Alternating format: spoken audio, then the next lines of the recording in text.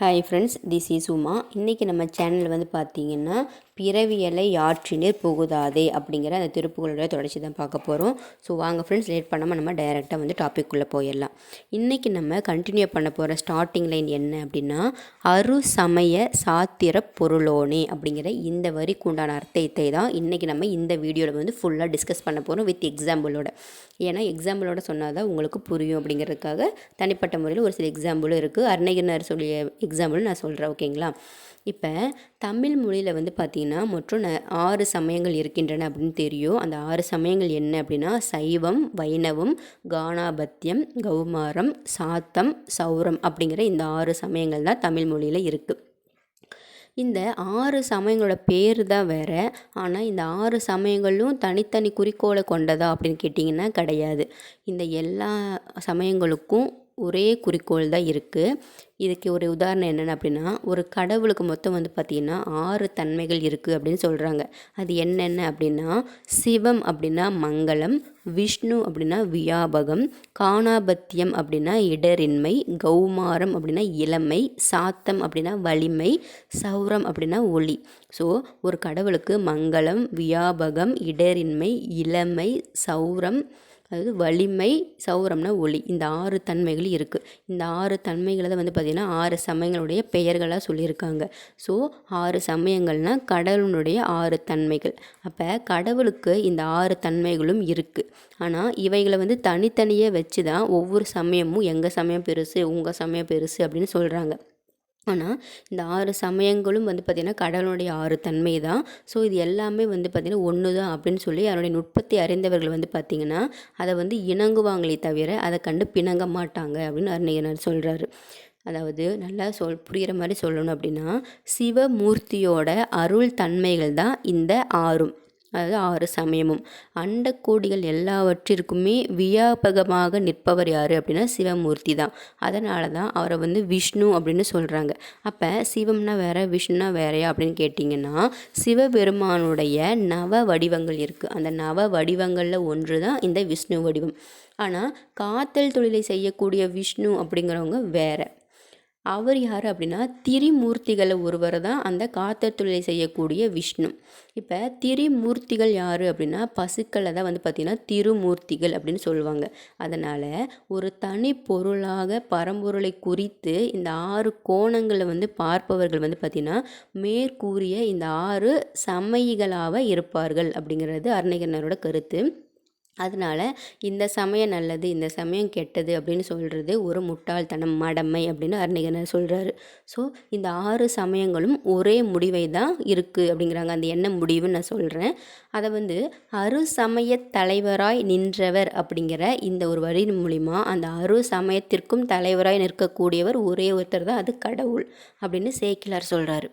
இப்போ இதை வந்து நல்லா புரியணும்னா ஒரு பெஸ்ட் எக்ஸாம்பிள் இருக்குது. இது அருணகிரினார் சொல்லி எக்ஸாம்பிள் தான். என்ன அப்படின்னா, இப்போ கண்ணு தெரியாத ஒரு 6 குருடர்கள் வந்து இருக்காங்க. அந்த 6 குருடர்கள் என்ன பண்ணுறாங்க அப்படின்னா, ஒரு யானையோட 6 பக்கமும் நின்று அந்த யானையை வந்து ஒவ்வொருத்தரும் தடவி பார்க்குறாங்க. நல்லா ஞாபகம் வச்சுக்கோங்க, ஒரு யானையோட 6 பக்கமும் நின்று அந்த யானையை தடவி பார்க்குறாங்க. அந்த 6 பேருக்கும் கண்ணு தெரியாது, 6 பேரும் குருடர்கள். அப்போ ஒருத்தர் என்ன பண்ணுறாருன்னா, யானையோட முதுகை வந்து தடவி பார்க்குறாரு, ஒருத்தர் வந்து வாழை தடவி பார்க்குறாரு, ஒருத்தர் கொம்பை தடவி பார்க்குறாரு, ஒருத்தர் காதை தடவி பார்க்குறாரு, ஒருத்தர் தும்பிக்கையை தடவி பார்க்குறாரு, ஒருவர் வந்து காலை தடவி பார்க்கிறார்கள். இதில் 6 பேர் வந்து பார்த்திங்கன்னா 6 வித்தியாசமான உறுப்புகளை வந்து தடவி பார்க்குறாங்க. அப்போ தடவி பார்த்தவர்களுக்கு வந்து பார்த்திங்கன்னா ஒருத்தருக்கு வந்து அது பானை மாதிரி தெரியுது, ஒருத்தருக்கு உலக்க மாதிரி தெரியுது, ஒருத்தருக்கு கோல் மாதிரி தெரியுது, ஒருத்தருக்கு முரம் மாதிரியும், ஒருத்தருக்கு தூண் மாதிரியும், ஒருத்தர் வந்து உரல் மாதிரியும் இருக்குது அப்படின்னு சொல்கிறாங்க. அப்போ அந்த யானை அப்படிங்கிறவங்க வந்து பார்த்திங்கன்னா இப்போ அந்த கண்ணுக்கு தெரியாத அந்த 6 குருடர்களோட உள்ளத்தில் யானை வந்து பார்த்திங்கன்னா தனித்தனியே அந்த 6 உறுப்புகள் தான் அப்படின்னு சொல்லிட்டு அவங்க நினச்சிட்ருப்பாங்க. ஒருத்தருக்கு வந்து யானைனா இப்படி பானை மாதிரி இருக்கும், அப்படி ஒருத்தருக்கு வந்து யானைனா உரல் மாதிரி, யானைனா தூண் அப்படிங்கிறது தான் ஒவ்வொருத்தரோட மனக்கண்ணில் இருக்கும். ஆனால் இந்த 6மே வந்து பார்த்திங்கன்னா அந்த யானையோட அங்கங்கள். இந்த 6ம் சேர்ந்தது தான் யானை. அதே மாதிரி தான் இந்த மேலே கூறப்பட்டுள்ள இந்த கடவுளோட தனித்தனி அங்கங்களை வச்சு தான் நம்ம வந்து இந்த சமயம் அந்த சமயம் அப்படி சொல்லி மாற்றி மாற்றி சொல்கிறோம். ஆனால் அந்த 6 சமயங்களும் கூறக்கூடிய அத்தனையும் ஒன்று கூடியது என்ன அப்படி பார்த்திங்கன்னா கடவுளோட தன்மை. இந்த ஒரு உதாரணத்தை வந்து பார்த்திங்கன்னா திருமூலர் இந்த ஒரு அழகிய கருத்தின் மூலிமா நமக்கு கடவுள்னா என்ன அப்படிங்கிறது இந்த ஒரு யானை மற்றும் அந்த 6 குருடர்கள் வச்சு நமக்கு ஒரு எக்ஸாம்பிளாக சொல்கிறாங்க. அதே மாதிரி நவ வடிவங்கள் அப்படின்னு நான் சொன்னேன் பார்த்தீங்களா, அந்த நவ வடிவங்கள் என்ன அப்படின்னா பிரம்மன், அதாவது பிரமன், திருமால், உருத்திரன், மகேச்சுரன், சதாசிவம், விந்து, நாதம், சக்தி, சிவம். ஓகேங்களா. இதில் முன்னுள்ள 4ம் உருவத் திருமேனிகள், பின்னுள்ள 4ம் அருவம், நடுவில் இருக்கக்கூடிய வந்து பார்த்திங்கன்னா உருவரு திருமேனி. ஸோ இந்த நவ வடிவங்களில் முன்னாடி இருக்கக்கூடிய 4ம் உருவத் திருமேனிகளாக இருக்கும், பின்னாடி இருக்க 4ம் அருவமாக இருக்கும், நடுவில் இருக்கிறது வந்து பார்த்திங்கன்னா உருவரு திருமேனியாக இருக்கும். இதுதான் வந்து பார்த்திங்கன்னா நவ வடிவங்கள். இன்னொரு எக்ஸாம்பிள் இருக்குது. ஒரு பெரிய ஊருக்கு வந்து பார்த்திங்கன்னா போகிறதுக்கு மொத்தம் 6 வழிகள் இருக்காமா. அதில் எந்த வழியாக போனாலும் நம்ம அந்த ஊரை தான் போய் சேருவோம். அதே மாதிரி இந்த மேலே குறிப்பிட்டுள்ள இந்த 6 சமயங்களும் நின்றவங்க யாராக இருந்தாலும் அவங்க வந்து அடையிறது என்ன பார்த்தீங்கன்னா முத்தி தான். ஸோ இந்த சமயத்தில் வந்து யாராவது இருந்தாங்கன்னா இந்த மாதிரி முத்தி, அந்த சமயத்தில் இருந்தாங்கன்னா அந்த மாதிரி முத்திலாம் கிடையாது. முத்தினா ஒன்று தான். அப்போ கடவுள்னா ஒன்று. ஸோ எந்த சமயங்களை நம்ம நின்னாலும் அவங்க வந்து ஒரே முத்தியை தான் பெறுவாங்க. இதில் இது நல்லது இது கெட்டது அப்படின்னு நம்மளால பிரித்து சொல்ல முடியாது.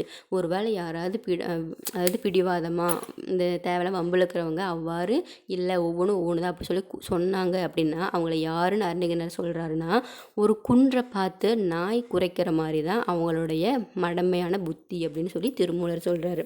ஸோ இந்த ஒரு ஊருக்கு 6 வழிகள் இருக்குது. இந்த 6 குருடர்கள் ஒரு யானையை வந்து தொட்டு பார்த்து இது இப்படி தான் யானை இருக்கும் அப்படி தான் யானை இருக்கும் அப்படின்னு நினைக்கிறாங்க. இதையெல்லாம் வச்சு அருணகிரினார் வந்து கடவுள்னா என்ன, கடவுளுடைய தன்மை என்ன, கடவுளோட நவ வடிவங்கள் என்ன அப்படிங்கிறத நமக்கு உதாரணம் மூலிமா சொல்கிறாரு. ஸோ ஃப்ரெண்ட்ஸ், இதுதான் வந்து பார்த்திங்கன்னா அந்த அருசமய சாத்திர பொருளோனே அப்படிங்கிற இந்த ஒரு வரிக்கு உண்டான அர்த்தம். ஸோ இன்றைக்கி இந்த ஒரு வரியோடு நான் இந்த திருப்பூரை ஸ்டாப் பண்ணுறேன். நாளைக்கு வந்து பார்த்திங்கன்னா அடுத்தடுத்த வரியை வந்து நம்ம டிஸ்கஸ் பண்ணலாம். ஸோ ஃப்ரெண்ட்ஸ், வீடியோ பிடிச்சதுன்னா சப்ஸ்கிரைப் பண்ணுங்கள், லைக் பண்ணுங்கள், ஷேர் பண்ணுங்கள், ஆல் ப்ரெஸ் பண்ணுங்கள், கமெண்ட் போட்டிங்கன்னா அப்போ தான் எனக்கு வரும், நான் நோட்டிஃபிகேஷன் போட்டால் உங்களுக்கு வரும். யூஸ்ஃபுல்லாக இருக்க வீடியோ வந்து நிறைய பேருக்கு போய் சேரணும் அப்படிங்கிறதுக்காக தான் நான் இந்த ஒரு கமெண்ட்டையே நான் உங்கள்கிட்ட சொல்கிறேன்.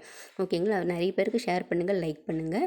ஸோ நல்ல கருத்துக்களை மறக்காமல் என்னோடய வியூவர்ஸ் அண்ட் சப்ஸ்கிரைபர் பண்ணுவீங்கிற நம்பிக்கையோடு தான் நான் டெய்லி திருப்பூரில் வந்து விளக்கமாக ஒவ்வொரு வரிக்கும் சொல்லி போட்டுட்ருக்கேன். நீங்கள் மற்ற சேனலில் பார்த்தீங்கன்னா ஒவ்வொரு வரிக்குமே வந்து பார்த்திங்கன்னா திருப்பூர் சொல்லுவாங்களா அப்படின்னு கேட்டிங்கன்னா எனக்கு தெரிஞ்சு இல்லை. நான் வந்து ஒவ்வொரு வரிக்குமே உதாரணத்தோடு நான் திருப்புகளில் விளக்கம் போட்டுட்ருக்கேன். ஸோ கண்டிப்பாக என்னோடய சேனல் பார்க்குறவங்களுக்கு திருப்புகள் நல்லா புரியும் அப்படிங்கிறது என்னுடைய தனிப்பட்ட கருத்து. ஸோ ஃப்ரெண்ட்ஸ், மறக்காமல் திருப்பூர் எல்லோரும் படிங்க. அவங்களுடைய தனிப்பட்ட அனுபவத்தை மற்றவங்களுக்கு சொல்லுங்கள். அது அவங்களோட வாழ்க்கையை வந்து முன்னேற்றதுக்கு உங்களுடைய அனுபவம், உங்களுடைய சொல்லக்கூடிய நல்ல விஷயங்கள் அவங்களுக்கு வந்து வாழ்க்கையில் முன்னேற்றம் கொடுக்கறதுக்கு ஒரு தூண்டுகோலாக நீங்கள் இருப்பீங்க. அதுவே உங்களுக்கு ஒரு பாசிட்டிவ் வைப் தான் வரும். ஓகே ஃப்ரெண்ட்ஸ், நாளைக்கு வந்து இதோட கண்டினியூட்டி பார்க்கலாம். ப்ளேலிஸ்ட் இருக்கக்கூடிய வீடியோஸ் அண்ட் ஷார்ட்ஸ் எல்லாத்தையுமே கேதர் பண்ணி நிறைய திருப்பூர் தெரிஞ்சுக்கோங்க. நிறைய பேருக்கு ஷேர் பண்ணுங்கள். ஓகே ஃப்ரெண்ட்ஸ், நாளைக்கு வந்து மீட் பண்ணலாம். Bye bye. Thank you all my subscribers and viewers.